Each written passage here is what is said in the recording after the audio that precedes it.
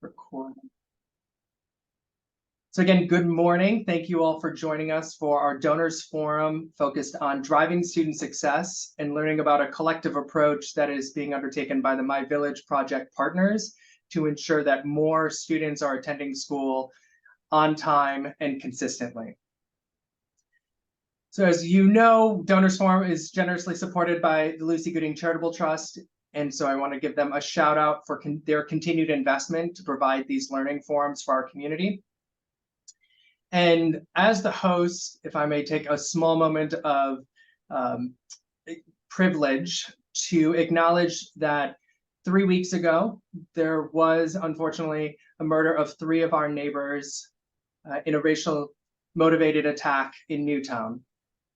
And there's been a lot of movement in the immediate aftermath to support the families and the survivors of that incident.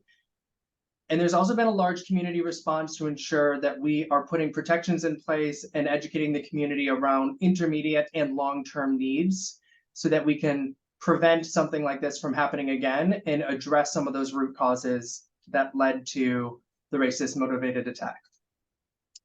So I want to provide a quick update on the philanthropic response through the First Coast Relief Fund.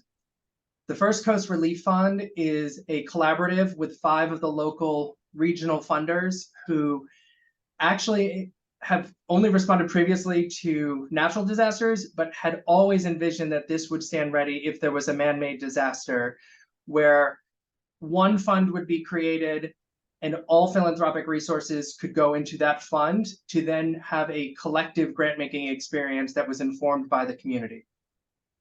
Over the last 3 weeks, we have now raised over $1 million in both national and local support. So we are very happy to see that there is interest and an engagement from across the community.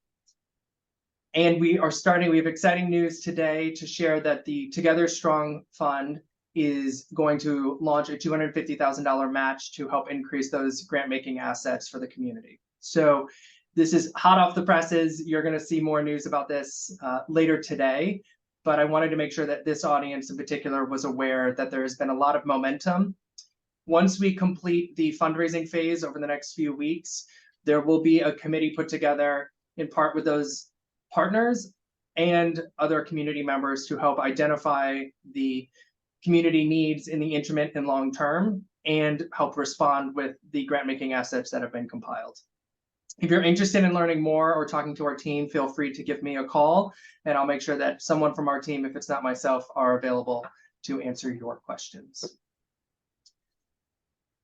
All right, so we're gathered here today to talk about what attendance as a core component of public education and education in general, and some of the trends that we've been seeing, not only in our community, but nationally. So I'm delighted to be joined with Dr. Ronetta Wards from the Jacksonville Public Education Fund, who's going to be our keynote to help frame what we're seeing with attendance and truancy issues and give us that baseline and foundational knowledge. In addition, Ronnie King, who is the founder of the MyVillage project, is then going to talk about what the MyVillage project is in our community and how their collective membership have been responding, not just this year, but since their founding, how they identified attendance as a core community-wide effort that they wanted to help address. So we're going to talk both framing the problem and the opportunity, and then some of the work that is actually taking place to address. And then, as I mentioned earlier, lots of opportunity for panel discussion and Q&A. So as those questions are coming up, feel free to put those in the chat, and I'll make sure that I'm scanning through those, or you can hold them until after we hear from both Ronetta and Ronnie. So again, first up is going to be Dr. Ronetta from the Jacksonville Public Education Fund. Thank you so much, Tom. Great day, everyone. So glad to be here today. As we convene and we talk about a barrier to student academic performance. When it comes to student attendance, I'll start off by just talking about to make sure that we're grounded in the same language so we can move to the next slide, Tom. Let's just talk about legislation and what it looks like in our state. So at the state level, the Florida legislation dictates that children are mandated to attend kindergarten through 12th grade. And they have some protocols and things in place to make sure that there is a chain of command reporting structure. And this helps to ensure that our kiddos who are in kindergarten through 12th grade are actually attending school. Now, it is up to the district to also enact policy around this legislation and this mandate. So I have the statute here for you. And so if we move to the next slide, we can talk about the data points. Now, this data source comes specifically from the state Department of Education. And so when we think about school attendance, there's a term that is often used, and it's called truancy, like students that are truant. And in order for a child to be truant, they must have missed 21 days or more from school. And this results in a truant case. And so this is by the state of Florida. And so this number is inclusive of all absences, whether the absence is excused or unexcused. And so currently, where we sit as a county for Duval County Public Schools, 22% of the children attending school are classified as being indicative or categorized as a truancy case. And so with this percentage in the total population of students, this includes about 31,000 students across the district. Now, this data is specific to Duval County Public Schools. This is not encompass our charter and our private schools. That is one thing at the state level that we want to make sure that we continuously improve upon, which is data collection. And so we can move to the next slide. I will say I did speak with the interim superintendent, Dr. Dana Krisner, and she explained to me how in the district, yes, they look at truancy cases, but they look at them from a different perspective. And so across Duval County Public Schools, once a child misses that third day of school, they're required to submit some type of documentation that tells why they are absent or why they are missing school. The other piece with the district is that they also, there's a difference between, they distinguish between excused and unexcused absences. So their data points are definitely going to be different from the state because the state includes all excused and unexcused absences. But let's dial in a little bit more into the schools in our particular area. And so this list of schools, these are the public schools with the highest percentage of students missing 21 plus days of school. And I'll just give you a moment to look at the list.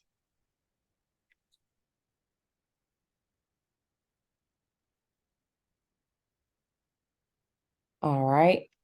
So we have Bridge to Success, which is a school that is somewhat an outlier of a school because students who are enrolled in this program at this particular school have demonstrated an actual need for academic and social support.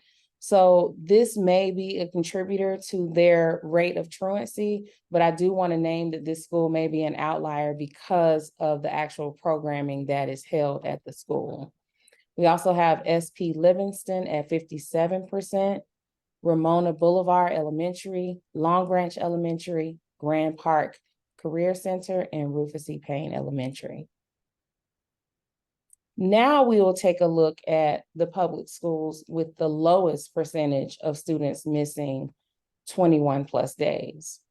So we have Julia Landon Middle at 2%, James Weldon Johnson Middle at 2%, Jacks Beach Elementary at 3%, Stanton College Prep 3%, Kirby Smith Middle 4%, and J. Allen Axon Elementary at 4% as well. And so when we can go to the next slide, Tom. I also pulled this attendance data just to give you a visual in comparison. So you were able to see the school. So this visualization, it actually reveals the correlation between students who receive free and reduced lunch with those that miss 21 days or more of school.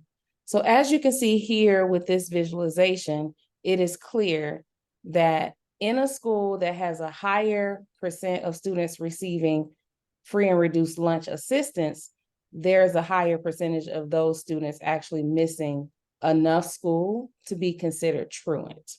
And so again, this doesn't represent a deficit on the part of the child or the student, but rather a gap in the supports that they may have or not have in their particular communities. And so this could be a result of housing crisis, which we know we have a problem there. It could be inflation, it could be job security, and it could also be various things connected to an equitable distribution of income across our county. So we also know that research points to an improved literacy and graduation rates. In order to do that, we know that students must be in school.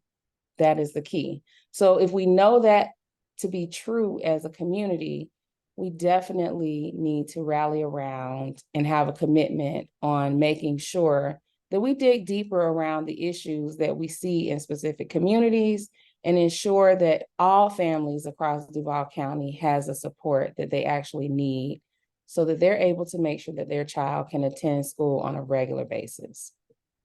So we can move to the next slide. So again, if we think about the data that we just saw, some key takeaways. Again, the Bridge to Success School, I just want to name that could potentially be an outlier simply because of the programming that exists at that school. And if you could remember, there's 4 out of 6 schools with the highest percent of truancy. Those are elementary schools, which could also mean that they are dependent on their parents and their families to actually get to school. We also saw that the schools with the lowest percentage of students experiencing truancy were also the schools with the lowest percentage of students who are receiving free and reduced lunch. Just a few data points that I wanted to point out as our key takeaways today. And so we can move to the next slide. And again, I just want to name that our district has a policy around attendance, and they are stepping in prior to that 5-day or that 10-day mark of missing school over a 90-day period. They're not waiting to do something about that. And so within Duval County Public Schools, they're requiring documentation on the 3rd consecutive absence. And then in Duval County Public Schools, they are also looking at the intricate details. They are also distinguishing between whether an absence is excused or unexcused, which means that the number of reported by the state may not actually or accurately reflect the district's truancy rate. So it may be lower than what is actually being reported to the state. And we can go to the next slide. And so some closing thoughts here about this high-level summary.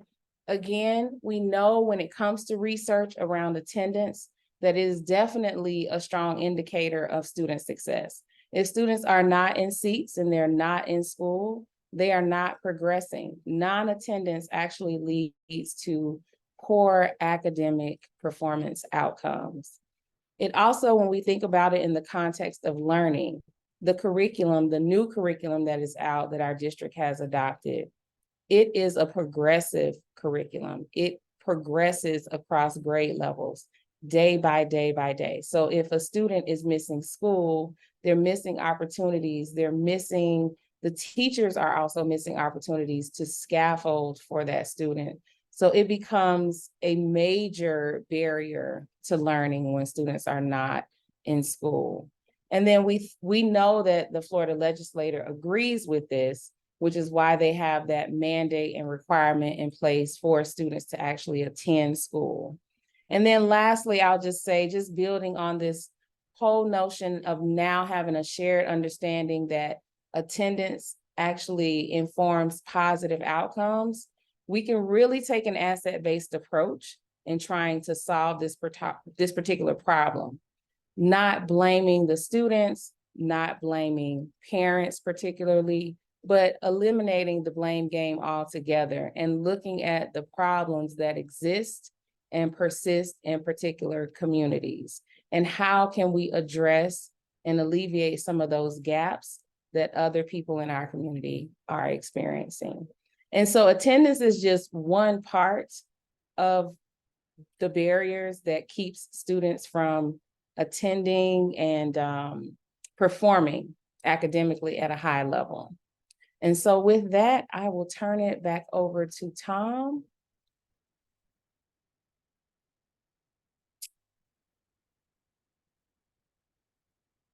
All right, I had to find my mute button. Thank you, Ronetta, for helping to frame what we're seeing in the landscape locally.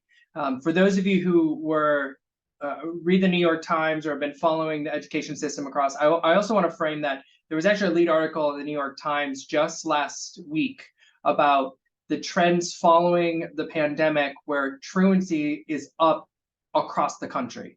So this is not an isolated impact to Northeast Florida. This is in fact taking place nationwide, but the trends that Ronetta pointed out continue to hold true. So there is a correlation, as we saw, between concentrations of poverty in specific communities and identification of those barriers that are preventing them to attend school on time.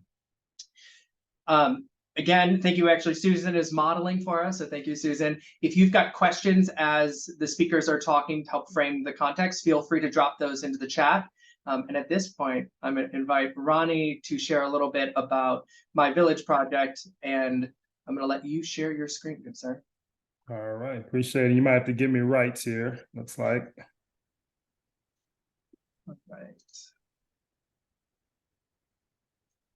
You should have them now. Sounds good.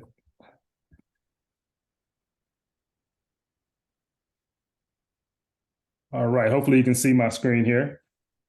Yes. All right, appreciate it. So as Dr. Ward mentioned, obviously attendance is a big issue. It's, particularly in our community. And so I want to just kind of take a few moments just to talk about not only, what, attendance and some of the kind of solutions that we're trying to do from a community perspective through the MyVillage project, but also just a little bit of history about the MyVillage project and some of the things that we've worked on in the past related to education and kind of going into the future here. So just to kind of give a quick background, prior to starting the MyVillage project here in Jacksonville, there was just a lot of great collaboration type efforts as it related to education, particularly amongst Black grassroots organizations. Historically, a lot of these grassroots and Black organizations do not receive the same level of funding as their peers. And so oftentimes, we are forced to kind of collaborate almost out of necessity and on a volunteer basis for our students and for these kids. And so for many, many years in this community and in others, you'll see a lot of times organizations and folks coming together. And so we started to kind of really ask ourselves here locally, how do we kind of build a system that is truly community-led and can actually have some very scalable impacts, across an entire community. My background is in technology. I'm very passionate about STEM and workforce development, but obviously my one program that might be serving 40 kids and there's a need for 4,000 kids, right? We're going to need the help of everybody and folks working together. And so that's really kind of the crux of our particular work and our focus. And so when we started the MyVillage project with the help of the Community Foundation in 2013, it really just started off as a fund, MyVillage Project Community Fund that's held at the Community Foundation for Northeast Florida. But since then, it has grown to not only a nonprofit, but we have 5 additional funds at community foundations throughout Florida. And our main aim, again, is to just start to build the most sustainable and scalable community engagement platform for education, knowing, again, that it takes an entire community. If we're going to have community-wide impact, we have to make sure that we have community-wide participation as it relates to that impact. And so we want to make sure that that's where we are leading in our efforts. So just a little bit of kind of data on our organization. So we have over 185 Black-led grassroots nonprofits that are affiliated through the MyVillage project. 85 of them are local here to Jacksonville. The other 100 are located around the state. Obviously, these organizations primarily are volunteer-led grassroots, but have a lot of people in their organizations and volunteers that are helping them out and produce a lot of great educational projects throughout the year, serving students all over the state, and particularly here in Jacksonville individually. And so as a MyVillage Project organization, our main, again, focus is to highlight their work, support their work as best as we can with funding when we can, and also try to do collective programming with all those organizations, knowing that if we can kind of combine our resources together with focused efforts, we can have a much greater impact together. So these are just kind of a few of the collective examples that we do with MyVillage Project.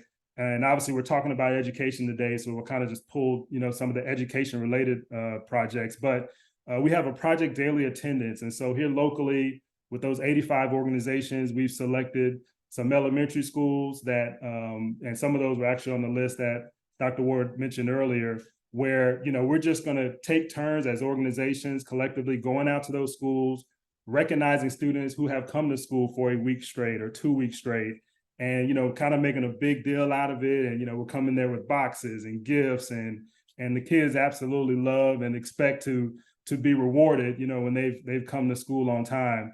Last year and this year as well, we started going to the parents' homes of these students who have come to school for, again, 2 weeks straight, and knocking on doors on Saturdays just to simply say thank you, for sending your child to school. Here goes a $15 gift card, or here goes a certificate. And so again, just trying to create that community-wide recognition and community-wide support for those students and parents. And we've seen great success with this particular initiative.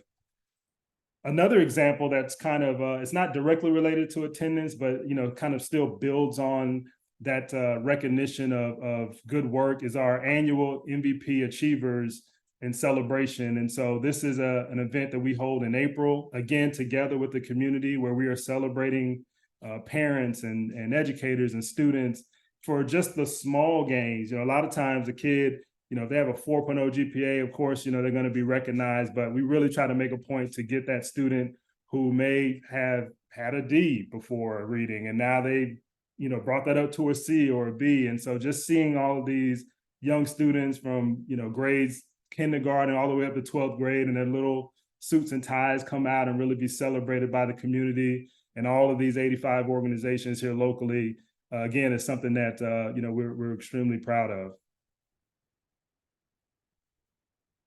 So in terms of impact, we, over the last, couple of years, specifically as it relates to attendance, have seen a tremendous impact on our work in the schools that we have been doing this work in. And again, it's very simple. It kind of seems like it wouldn't make a big difference just coming to school and giving out these gifts.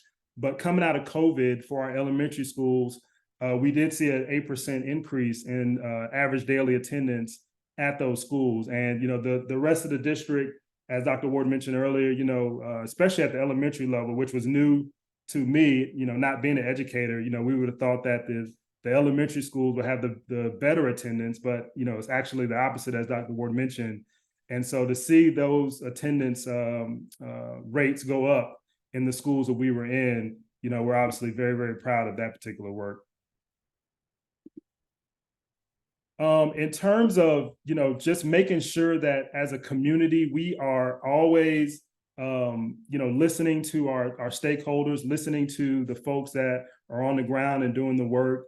We try to make sure that we are bringing in their input, and we have been very intentional about grabbing interviews and having discussions with parents, again, community leaders and others, to say, okay, how do we even come up with the solutions that may be unique for these particular problems as it relates to education. And so we have been collecting these interviews over the last several years. Matter of fact, we just had an Urban Ed Symposium about 2 weeks ago, and collected another 120 interviews specifically around education. We want folks' stories. We want people to share their solutions. And this in turn becomes how we go about our work and how we determine what we're going to do collectively, as a group and a body of organizations and grassroots nonprofits. In terms of expansion, we are now expanding, obviously, like I said before, throughout Florida. So we are now in Gainesville, Orlando, Tampa, and Miami. Again, we've opened up funds in those places as well. And the reception in those communities has just been very, very strong and welcoming. Again, it's kind of that same similar pain point with a lot of these grassroots organizations where they want to do great work. They want to help these students and provide their services to families. But again, just don't kind of receive the collective support sometimes perhaps from their local communities. And so we've been able to again, just go in there and round up these groups, and they're now going out to the schools and doing the Project Daily Attendance in their particular cities and locations. And so we're excited to see hopefully some positive attendance rates come out of that effort as well. And last but not least, folks kind of ask us again, how do we kind of organize ourselves? How do we go about this work? We are a volunteer-led organization. So we have a few consultants, but no full-time staff. And so how do you manage to work with 185 organizations across the state? Again, I tell people it's just natural for a community like this, because again, this is the work that they've been doing for so long, and knowing how to work together, knowing how to organize, and knowing how to leverage resources and maximize them to the best of their ability. And so we meet twice a year. We have representatives come out at the beginning of the school year. So we just had our business partner meeting at the beginning of this school year. And then we'll have a mid-year point kind of check-in January as well, just to make sure that everybody is still on the same page and we know what our goals are for this particular school year. And so, again, just kind of really wanted to share, there's a lot of efforts such as ours, we believe, in a lot of different communities that kind of fly under the radar when it comes to solutions. And so, we feel like, again, our job with the MyVillage project is just to raise their profile and give them some agency and some power in terms of creating solutions for our students. So with that, I'll hand it back over to you, Tom. Brilliant. Thank you, Ronnie. All right, so I'm going to throw the panel discussion. This is what everyone is eagerly awaiting. And hopefully you've had some time to start generating questions, both about the attendance trends that we're seeing in our community, as well as the work that MyVillage project has been doing. So as Ronnie stated, this work is not new. And the MyVillage project, while the newest iteration of it has included these active partnerships, they're seeing a lot of success. So I want to pull more of that out through our conversation. And as we transition into a discussion, I wanted to connect explicitly, for those of you who probably have already concluded this, but explicitly tie attendance to student performance. In my former position, I describe myself as classroom adjacent. So I spent lots of time in the public education space, but never in the head of a classroom. But one of the key things that helps me understand what drives student success are the ABCs: attendance, behavior, and course performance in English and math. Those are the three leading indicators of whether or not a student is on track to graduate from high school. Attendance, if you are not present in the learning environment, it is pretty difficult for you to then be capturing the content necessary to perform academically. Behavior, which is slightly off topic, but is acknowledging that behavior can also lead to a disruption in attendance or a disruption in the learning environment of not only the student who might be acting out, but also the students of their peers who are distracted in that learning environment. And then, of course, we are spending a lot of time in our community talking about course performance in both math and English, which are the bedrock of additional subjects.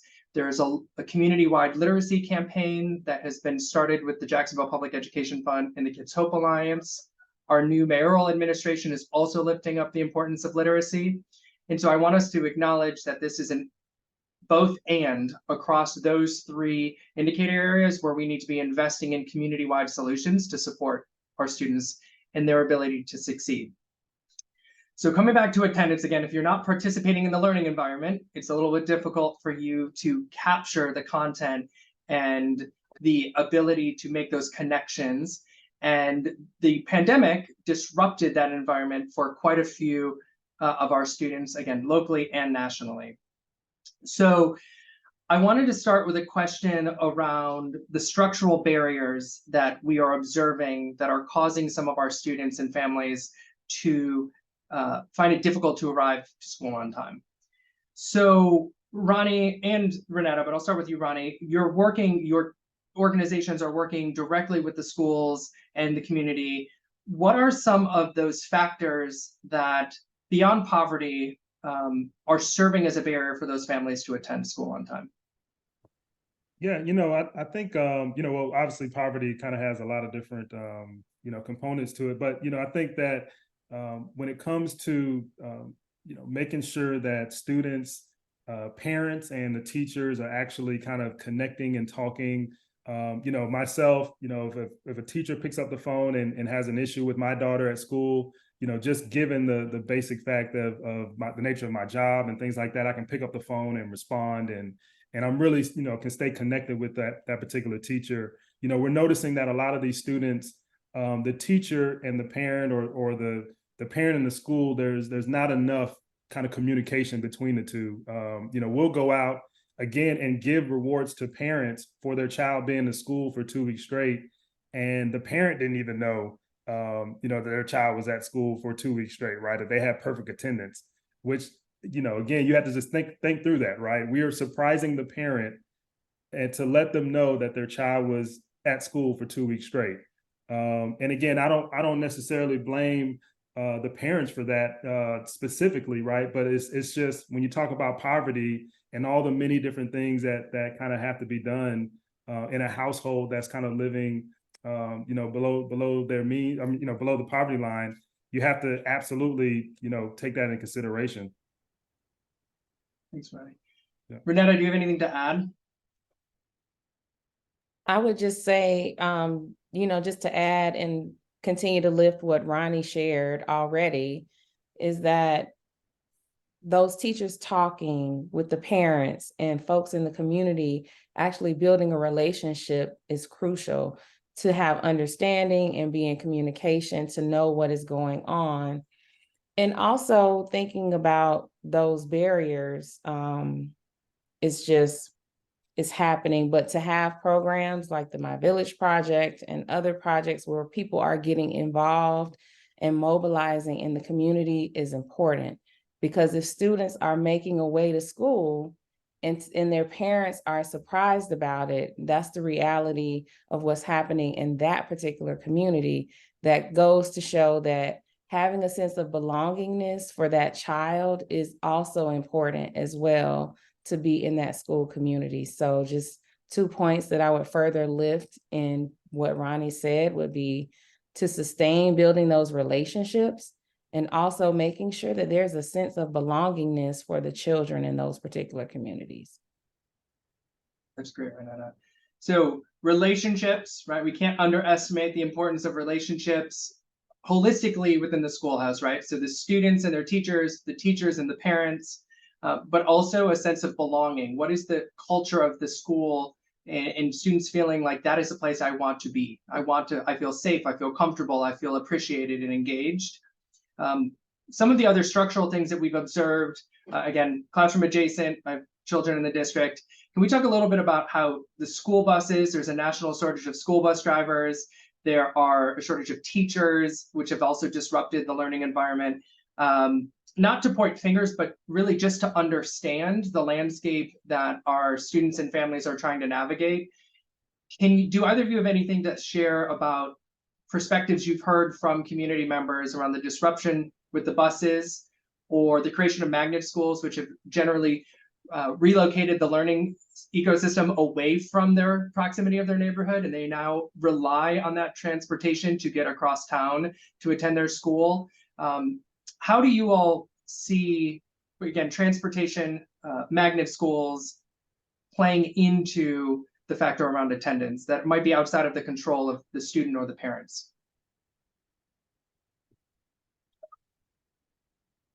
Well, I'll say, well, let me first say, I think that if you have, like we had in the past, a school that everybody in the neighborhood, we went to the same elementary school, the same middle school, the same high school, right? There again, there was a village concept to that. There was connected kind of spirit to that. And, the buses kind of aside, obviously that's a huge issue, but I think what the real problem is when you talk about the magnet schools and, students going kind of everywhere, there is no connected tissue. Again, there is no relationships that follow a student with the family all throughout their entire educational experience. And I think that we thought at, probably 10 years ago was that, well, that student's performance is based on somehow the school being an elite school, right? Or that the teacher is an outstanding teacher. And I think that all those things absolutely matter. But, what we're noticing when we're talking with our community and some of these parents is that the thing that matters the most actually is that foundational kind of family structured atmosphere, extended family type of atmosphere between, again, the school and the home and the neighborhood. And so I think that we have to prioritize that as much as possible. I came from, my background, my father went to college, my mother did not, but they were both there, married, great parents. I probably could have went to almost any school and I would have been fairly okay, right? Because that home life was strong for me. I think that, we have to remember that a lot of times it's not necessarily about, the teacher in the school. It's absolutely about other things that surround it and, making that kid want to go to school and making that kid want to perform and do all the things that they need to do. So I think that's really the impact of all that. Thanks, Ronnie. And I'll just add, Tom, as a former educator myself, was born and raised here in Duval County Public Schools. I too, came from a home where both my parents were married, but neither one of my parents actually attended college, but they were very adamant about me being the one to break the cycle in our immediate family to attend college.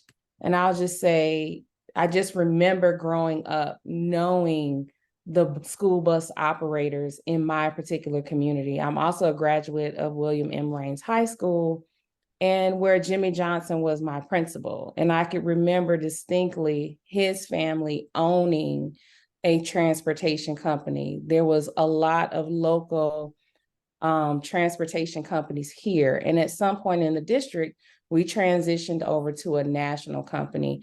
Again, that concept that we always hear of people the closest to the problem normally has a solution.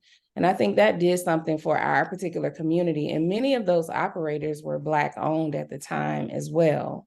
And so now, 10, 15 years later, we're experiencing this where beforehand, we did not have those type of problems. We knew who the bus driver was. He was the neighbor down the street. We knew the folks that were helping to get to school.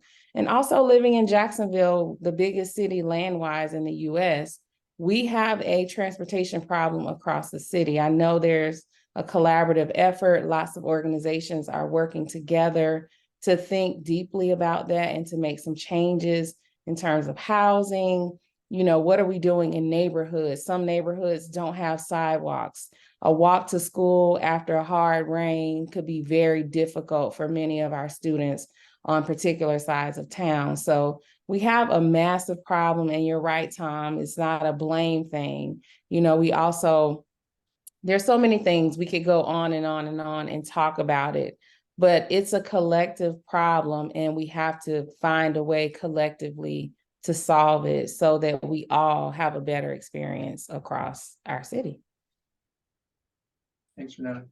So another barrier, a systems level change that I think we should all be aware of, and we may not have much to share in terms of how the district is responding, but we know is going to require a community response, is the passage of House Bill 733 last year, which mandates that in 2026, there will be later start times for middle schools and high schools than there have historically. So we are going to have a system-wide shift in start times from elementary, middle, and high school.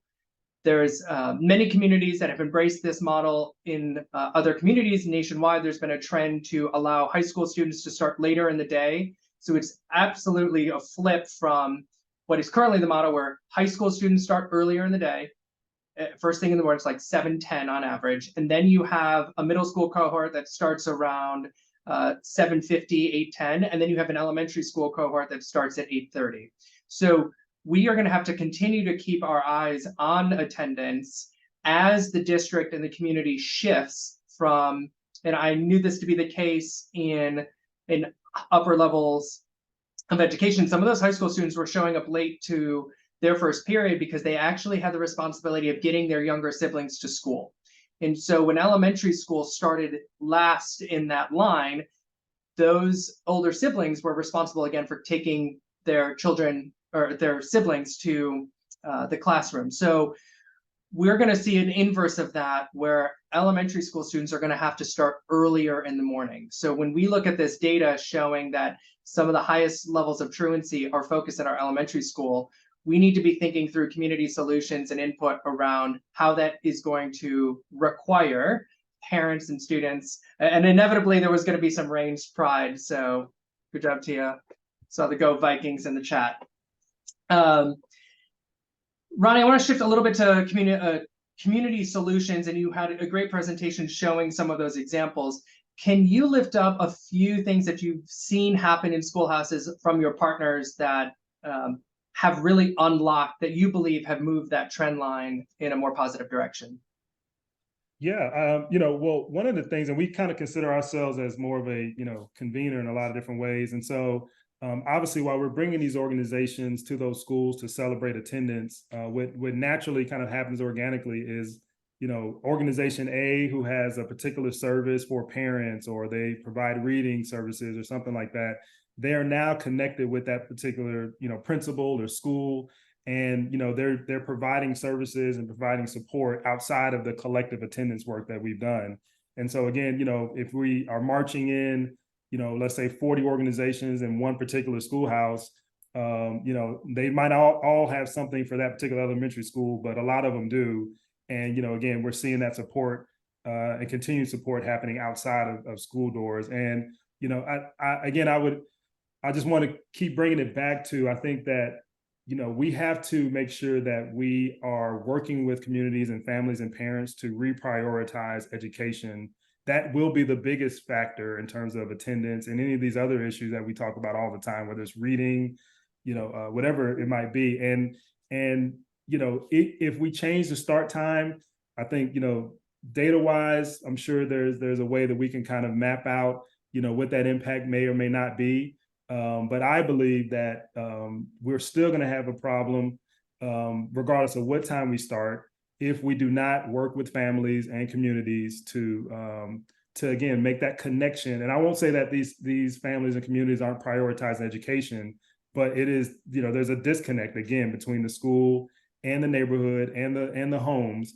And so, we have to reestablish that. And I think if we do that, then the vice versa happens, right? It doesn't matter what time we start. It doesn't matter, what the bus situation is. In a lot of different ways, folks will find a way to make sure that we can get there. The community is resourceful in that way, but we have to prioritize that, and we can't think that we can, we have these little silver bullets that we're going to shoot out there that's going to solve some of these issues. I think that happens a lot. And again, reinforcing the importance of relationships and a sense of belonging, regardless of how the buses are running or the start time. Absolutely. So I want to kick it over. We've got a couple of questions in the chat, so I want to make sure that we lift those up. And as other people have questions, you have two options. One, drop it in the chat, and I'm happy to be the voice who lifts that up. Or you can raise your virtual hand, and we'll know to call you off mute to answer the question, or ask your question, rather. So our good friend Susan Tyler had asked, and Ronetta, I'll direct this at you because I think you may know the answer to this. So with breakfast and lunch now being there's a grant that provides that for every student in the district. So there is no literal lunch card that you have to apply for to show your socioeconomic status. Do you have clarity on how the school is still, or the district is still using free and reduced lunch as a nomenclature, which truly translates to what is their socioeconomic status as a student in their household. Do you have a sense of how that is calculated? Since again, lunch cards aren't really a thing. I definitely would say I'd love to defer to the district on this one because I don't want to speak for them and what they're particularly doing. But I do know that when students actually register for school, they still have to fill out that information.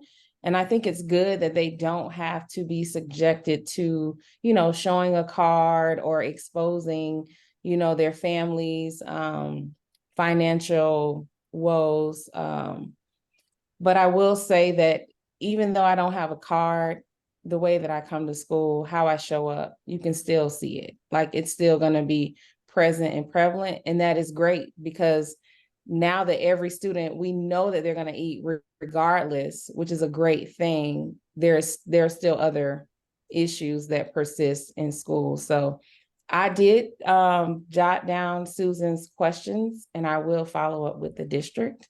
And I think she had 2 particular questions so that I can get an accurate answer around what are they doing currently and how does that look? How is it playing out in their schools? Thanks, Ronetta. I have some assumptions, but you know what happens when you assume things. So we will answer that question from the district and get a response. And the same for the EBT cards. Again, my assumption and understanding had been that those were leftover CARES dollars that, if not spent, had to be returned to the federal government. So statewide, if your student was attending a Title I school, there was an additional contribution made to the EBT cards that families received. So we'll look into that to get a little bit of clarity. Again, I don't know if that is a district-directed initiative or if this is actually rolls up to the state in the way that they calculate free and reduced lunch or the distribution of the EBT cards. But your questions are noted. Susan had a question specifically targeting the 5 to 6 schools with the worst attendance.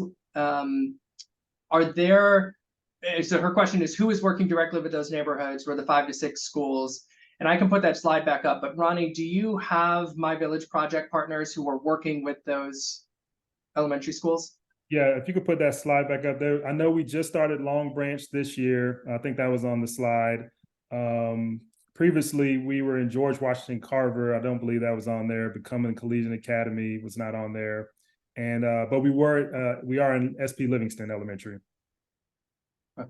Yeah, and they just had a principal switch, so we're trying to actually get back into SP Livingston Elementary. But yeah, so Long Branch on this list and SP. And I will say, oh, go ahead, Ronetta. I'll also say that from the Jacksonville Public Education Fund and Kids Hope Alliance, we are working with Rufus C. Payne. That is one of our 8 Read Jacks targeted schools. As you mentioned earlier, the Read Jacks campaign and all the things that we're doing around literacy there, as well as Mayor Donna Deegan, the work that she's going to be implementing around literacy. Rufus E. Payne will be one of those schools that will be supported in the Read Jacks campaign.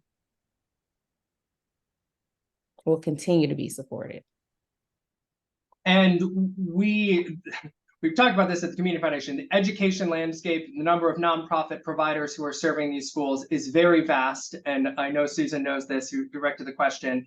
And so we'll look at who those school providers are. District is obviously providing additional capacity and support, but there are likely programs that aren't represented on our panel today, but that have been redeployed from community contracts. So Read USA, City Year, there are, again, other providers who are working on a holistic response to supporting these schoolhouses.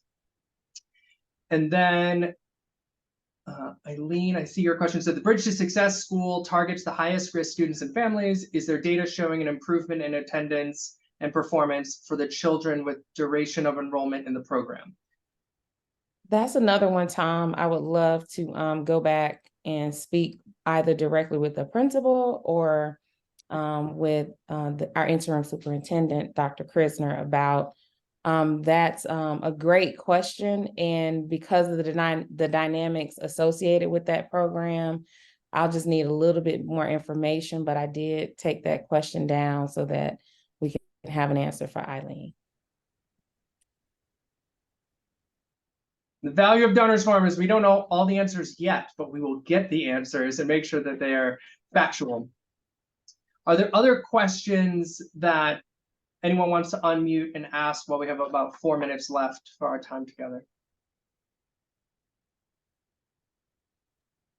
I don't have a question. I just wanted to add that I put in the chat the link to the ISI region. So from the district side, which I do not work for, they are all, those schools on the slide generally fall under the ISI region, and they make that region up based on the schools that need the most support.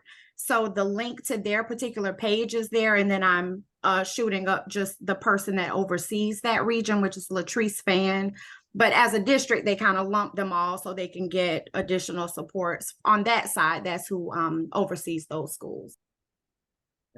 Thanks, Tia.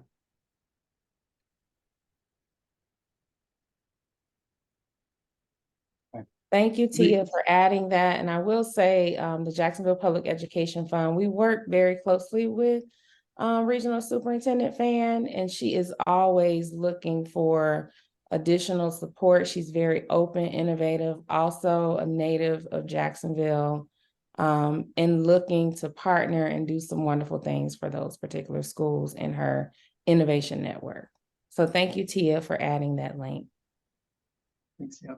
So my last question to Ronnie and Ronetta, we've kind of framed the context, the opportunity, and we really have lifted up these two solutions already, but I want to ask you both from your perspective, how can the attendees who are on this call right now or are watching the recording later, how can they take action to support positive trends in school attendance, leveraging time, talent, treasure, and ties? Yeah, I'll go first on that. I think, being on this call and listening, I think is step one, and really working, with the Community Foundation. I mentioned it briefly in the slide, but, the Community Foundation has been, great partners of the MyVillage project, helping and supporting us and trying to, expand our work. And we really appreciate that. And same thing with the Jacksonville Public Education Fund as well. And I think, we just have a good moment in time, I believe, in Jacksonville where these organizations and the community are starting to kind of slowly come together and realize that if you're talking about that amount of students, right, across the city, you're going to need more hands on deck in a coordinated way. And so I think, folks that are on this call that kind of want to help with that, I think, working through the Community Foundation to identify these organizations and solutions in ways that they can, kind of support, again, collective effort, I think is really the key. We can kind of send money out to any one organization, but, everybody's going to report back on great outcomes for their one organization. My 40 kids are amazing. And, my program is the best thing since sliced bread, right? But if you can't scale it, or if it doesn't apply across the city, then we're still going to have the same problem a few years from now. And so we have to find ways to start bringing these solutions together. And again, I think you all are helping us and helping others do that. I definitely ditto everything Ronnie said about ways to just get involved and listen. I think listening is the biggest thing. Listen to the folks who are closest to the problem, suspend judgment, actually find out what is the culture all about. Is there a sense of belongingness? And everything doesn't look the same across every community in our city. I'd also say, get informed, get activated, whether it's in kind or whether it's whatever type of support it is. Get involved with, organizations like the Jacksonville Public Education Fund, the Community Foundation. This list of teachers, I would love to have a teacher from every one of these schools getting informed and activated about things like the Cindy Edelman Fellowship for Excellence. I would love to see them involved more so, reaching out to a MyVillage project on different things. Parents who lead the way. We have so many programs across the city that we just need to be informed and activated and have community mobilization so that we can use our expertise Sometimes it's not about money. Sometimes it's about leveraging what is your expertise that you have that you can offer these particular schools. Is it marketing? Is it a business technique? Do you have time to volunteer to help read? Are you pushing Read Jacks? Are we helping students and parents and families understand that 20 minutes a day is all it takes to read and to begin to change the course of what academic outcomes could be across our city?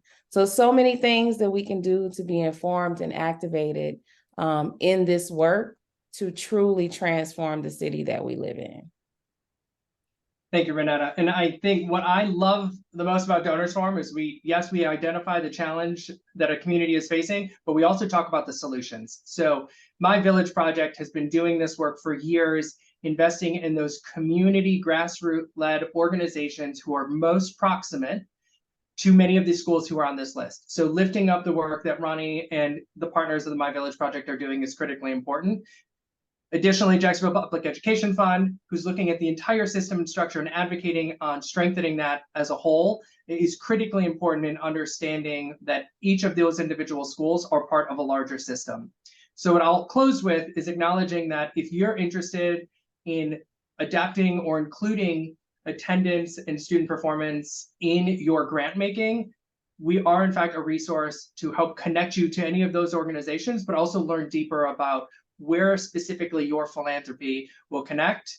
And then another hat I wear, active as a parent, each of these schools has a school advisory council. It is a state mandated entity where community members, whether you have a child or not in the school, are looking for concerned citizens who want to invest in that school. So if you are looking for a way to volunteer, and this is an hour a month, it's to attend those school advisory council meetings to understand what are the unique needs of those schoolhouses. So what is needed at Central Riverside Elementary School is very different than what is needed at Beaches, right? So how do there are still needs. And so lifting up those who are most proximate, talking to the principal and the school community is well worth your time.